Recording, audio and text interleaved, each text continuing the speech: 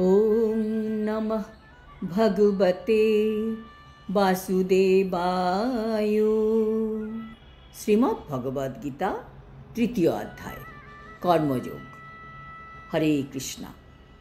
आज आमरा कर्मयोगेर 29 नम्बर श्लोकटी शुनब। प्रकृतिर गुणसंमूढः सज्जन्ते गुणकर्मसु तान् अकृत्स्नविदो मन्दान् कृत्स्नभिन्न विचालयेत्। अनुवाद। प्रकृते गुण संमूढ़ा माने जड़ प्रकृतिर गुणेर प्रभावे विमूढ़ व्यक्तिरा अर्थात इगनोरेंट व्यक्तिरा सज्जन्ते गुणकर्मसु तारा कि करे प्राकृत कार्यकलापे प्रवृत्त हय। माने जड़ प्रकृतिर गुणेर द्वारा मोहाच्छन्न हुए এই অজ্ঞান ব্যক্তিরা কি করে জাগতিক কার্যকলাপে প্রবৃত্ত হয়। আর কি হয়, তারা তাতে আসক্ত হয়ে পড়ে। তান নকৃৎস্নবিদ সেই অল্পজ্ঞ ব্যক্তিগণকে আর মন্দান মানে মন্দবুদ্ধি ব্যক্তিগণকে কৃৎস্নভিন্ন তত্ত্বজ্ঞ পুরুষেরা ন বিচালয়েত তারা বিচলিত করেন না। কিন্তু তাদের কর্ম নিকৃষ্ট হলেও যারা তত্ত্বজ্ঞানী পুরুষেরা তারা সেই মন্দবুদ্ধি আর অল্পজ্ঞ ব্যক্তিগণকে কখনো ডিস্টার্ব করেন না বা বিচলিত করেন না। তাৎপর্য, যেসব ব্যক্তিরা অজ্ঞানতার অন্ধকারে আচ্ছন্ন থাকে তারা তাদের এই জড় সত্তাকে নিজের স্বরূপ বলে মনে করে, আর তারা নানা রকম জড় উপাধির দ্বারা ভূষিত হয়। আমাদের এই যে দেহ, এটি জড় প্রকৃতির উপহার।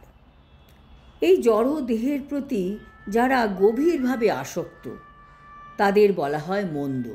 সারাক্ষণ তারা তাদের দেহর এবং দেহের কীভাবে দেহকে স্যাটিসফাই করা যায় তার চেষ্টা করে, তারা হচ্ছে মন্দ। অর্থাৎ তারা হচ্ছে আত্মতত্ত্ব জ্ঞান রহিত অলস ব্যক্তি। মূর্খ লোকেরা তাদের জড় দেহটিকে তাদের আত্মা বলে মনে করে, আর এই জড় দেহটিকে কেন্দ্র করে যে সমস্ত মানুষের সঙ্গে তাদের সম্পর্ক গড়ে ওঠে তাদের তারা আত্মীয় বলে মনে করে। যে দেশে তারা তাদের জড় দেহটি প্রাপ্ত হয় সেই দেশকে তারা পুজোও করে এবং তাদের অনুকূলে কতকগুলি সংস্কারের অনুষ্ঠান করাকে তারা ধর্ম বলে মনে করে। এই ধরনের জড় উপাধিপ্রাপ্ত ব্যক্তিদের আদর্শ হচ্ছে কি সমাজসেবা, জাতীয়তাবাদ, পরার্থবাদ, এই সমস্ত আদর্শের দ্বারা অনুপ্রাণিত হয়ে তারা নানা রকম জাগতিক কাজে সব সময় ব্যস্ত থাকে।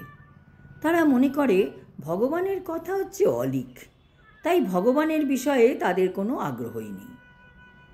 অপরপক্ষে যারা পারমার্থিক জ্ঞান অর্জন করে প্রকৃত স্বরূপে স্থিত হয়েছেন, তারা তাদের নিজেদের স্বরূপ বুঝতে পেরেছেন, তাদের এই সমস্ত দেহ সর্বস্ব মানুষদের বিচলিত করার চেষ্টা না করাই ভালো।